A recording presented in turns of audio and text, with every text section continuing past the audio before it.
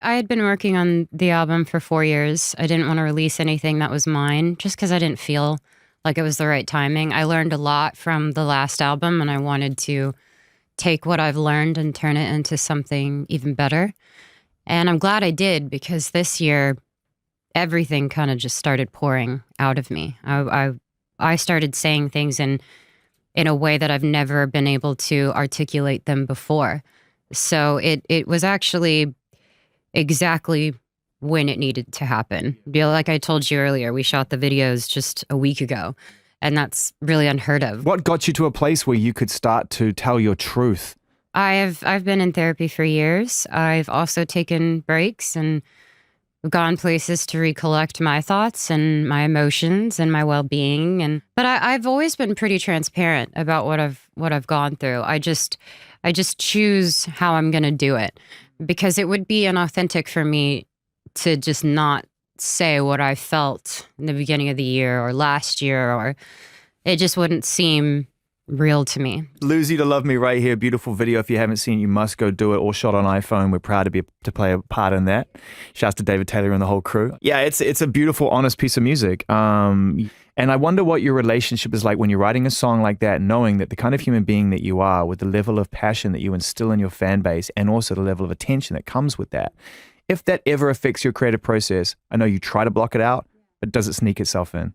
I mean, I spent years living in fear of speaking up or saying things, and I guess that's just the people pleaser in me. And there was a huge moment where I just kind of stopped caring. And I can't tell you when that moment was. I really can't. But it's not that I'm trying to make it specifically about just one subject in my life. It's more just how I embody all of the experiences into one. We spoke a little bit about some of the artists and the music that moved you when you were younger, and you mentioned some real timeless influences, Brad, Fleetwood Mac. How does a young artist or young person who loves that kind of music find themselves in this whirlwind of fast-paced pop culture where it's bright and colorful and sparkly and smiley? Those are artists that break hearts.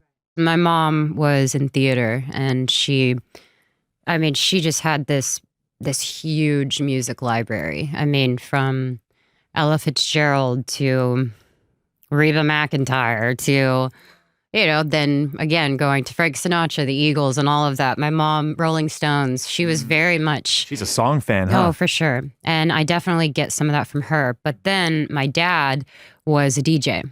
So he would do all kinds of stuff, and he was on the radio for a bit doing Tejano music, so I had this experience in my life where I experienced the beautiful colors of music and where it can take you. And I think it naturally happened for me. I remember I wanted to be like Paramore at one point. I thought, this is my lane. I feel it. That lasted about 3 months. We're big Paramore fans here. I literally love her. So I guess we should focus on that song, Look at Her Now. I mean, that really is that's a moment of absolute self-empowerment. You need to know who you are at that moment in time to make that song believable. Yeah.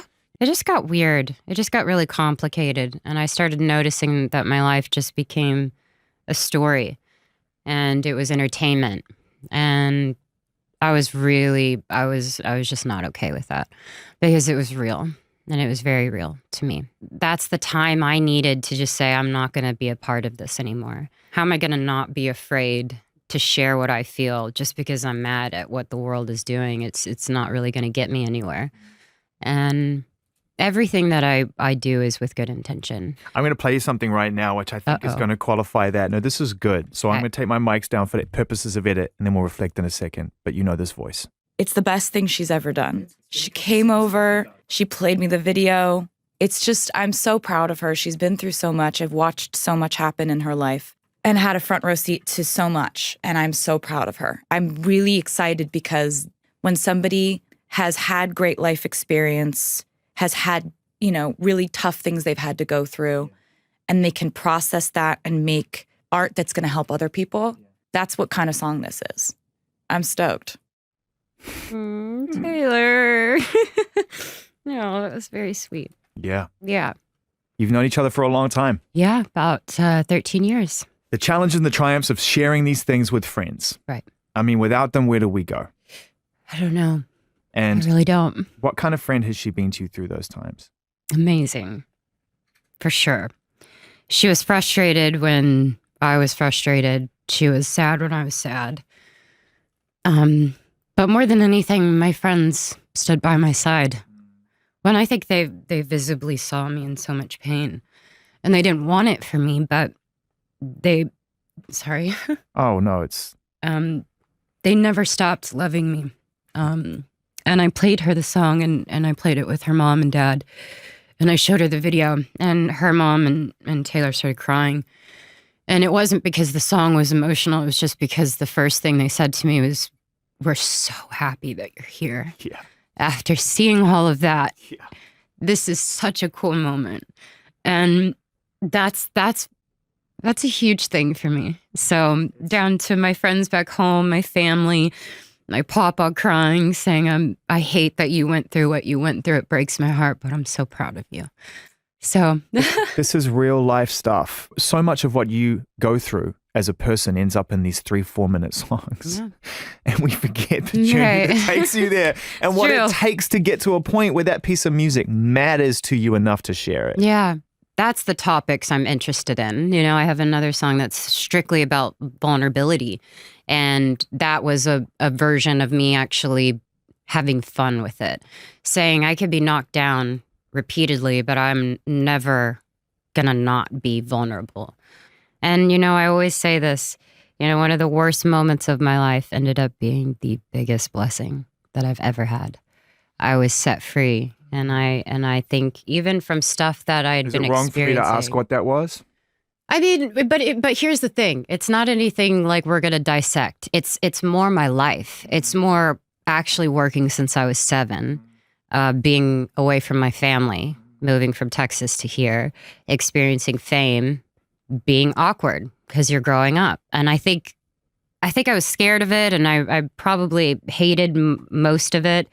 But with that time that I've been given, I've just been able to come out on the other side and be okay. And I don't really know how, other than all the work that I did, meaning friends, therapy, taking time off, going back to Texas, just enjoying what's right in front of me. I don't crave needing more. I don't need more of anything. But it's actually been great because that means I'm doing something good, and you know, that's all I can do. You don't crave or need more of anything? Like, you don't crave bit like Haagen-Dazs? I crave strawberry cheesecake. If we're talking about cravings, whoa. If we're talking about cravings, of course I do. I mean, what's the ice cream flavor? Rocky Road. Standard. Wow. You're really going to hit me with that? Come on, man. You got to go for like the deluxe edition with a little crunchy bits of biscuit. No.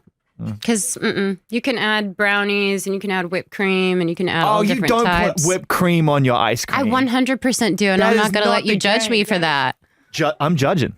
Well, I am judging. Then I judge you for the stain on your shirt. Oh, you're sharp. Nothing gets past you, huh?